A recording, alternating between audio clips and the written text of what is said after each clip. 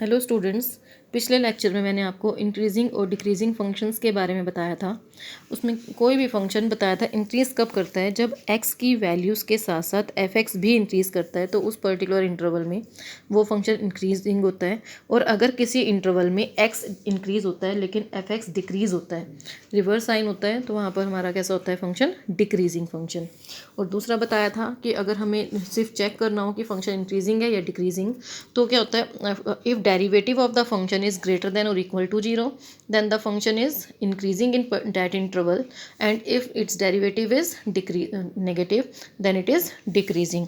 Example बताया था, जैसे साइन एक्स है, f x is equal to sine x, its differentiation is cos x in interval 0 to 90, cos x is greater than or equal to 0, then it is an increasing function because in first quadrant cos x is positive.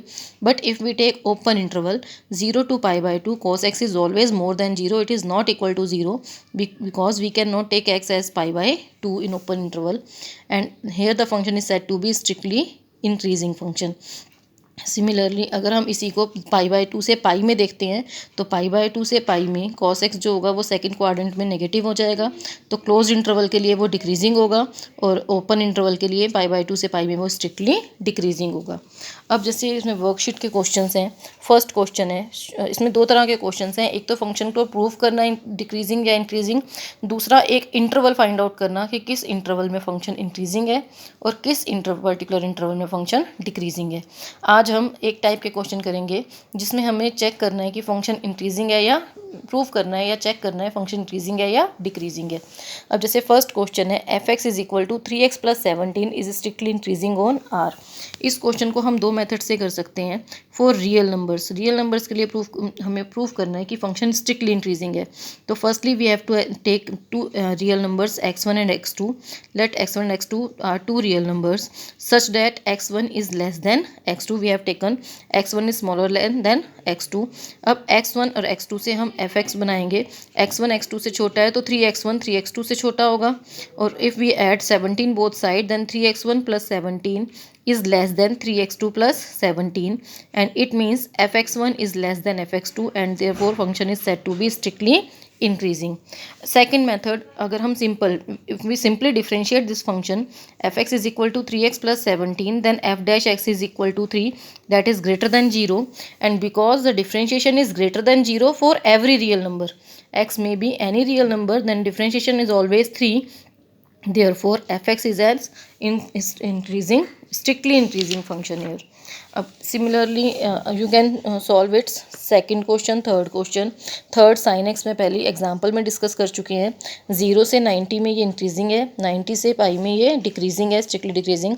तो 0 से पाई में ना ये increasing होगा ना ही ये decreasing होगा, हम लिख सकते हैं।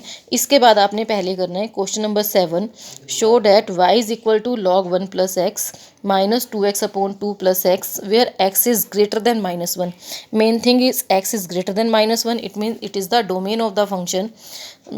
We have to show that it is an increasing function of x throughout its domain. It means whenever x is more than -1, this is an increasing function. So to solve this question, we have to differentiate this function. Firstly, differentiation of y is dy upon dx, and differentiation of log 1 + x is 1 over 1 + x into differentiation of 1 + x is 1. Now differentiate 2x over 2 + x by using division rule. It is 2 + x whole square, 2 + x as it is, into differentiation of 2x is 2, minus numerator as it is, into differentiation of 2 + x is 1. By solving it we get 1 over 1 + x minus 4 over 2 + x whole square.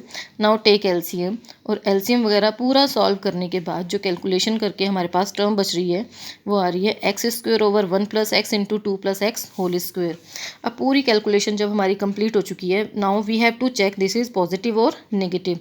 Now one thing is given that x is more than -1 and x is any real number, and if x is any real number, x is greater than -1, it means 1 + x is greater than 0, and because x is real number then x² is greater than or equal to 0 because square of any real number is always positive. Now 1 plus x is greater than 0. It means 2 plus x whole square of real number is always again greater than 0, and here it cannot be equal to 0 because x is greater than minus 1. So and x cannot be equal to minus 2, therefore it is not equal to 0. So 2 plus x whole square is always 0. 1 plus greater than 0. 1 plus x is greater than 0, but x square is always greater than 0 और equal 0. ये 0 या 0 से बड़ा हो सकता है, क्योंकि x अगर हम यहाँ पर 0 ही ले लेते हैं, 0 इज़ ग्रेटर देन माइनस 1, तो 0 square is equal to 0, and for any other real number which is greater than minus 1 x square is always positive. तो it means numerator is always greater than और equal to 0 and denominator are positive, and whole positive terms include एक साथ मिलकर सारी positive terms भी क्या बनाएंगी 0. लेकिन अगर एक्स स्क्वेयर 0 हो जाता है तो ये वैल्यू क्या रहेगी 0. इट मीन्स ये जो डिफ्रेंशिएशन है वो या तो पॉजिटिव है या इक्वल 0 है, क्योंकि अगर एक्स स्क्वेयर 0 है तो ये वैल्यू 0 है, और अगर एक्स स्क्वेयर पॉजिटिव है नीचे भी पॉजिटिव है तो ये फंक्शन वैल्यू क्या रहेगा 0 से बड़ा. इसका मतलब y क्या हो जाएगा यहाँ पर एक इंक्रीजिंग फंक्शन. ठीक है, for x is greater than minus 1. अगर यहाँ इक्वल 0 नहीं होता है तो वहाँ पर तो वो स्ट्रिक्टली इंक्रीजिंग होगा. ठीक है, इसी तरह से इसका क्वेश्चन नंबर है 9. Prove that y is equal to 4 sin theta over 2 plus cos theta minus theta. You have to solve this question. मैं इसका आंसर आपको कल व्हाट्सएप पर भेज दूंगी, लेकिन आप इसको ट्राई करेंगे. ठीक है, और इसके बाद है आपके पहले जो आपने करने हैं क्वेश्चन नंबर 16, क्वेश्चन नंबर 17.